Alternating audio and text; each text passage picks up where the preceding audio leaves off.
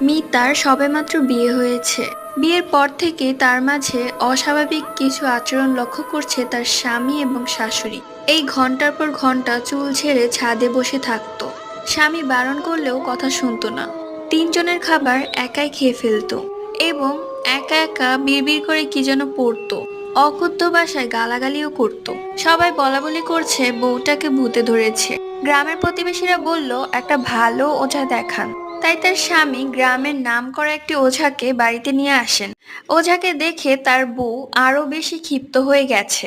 ওঝার সামনে আসছে না। তারপর ওঝা তার কাজ করা শুরু করে। ওঝা মন্ত্র পড়ে বউয়ের গায়ে ছুঁড়ে মারে। হঠাৎই এক ঝাঁকুনি দিয়ে বউটা অজ্ঞান হয়ে যায়।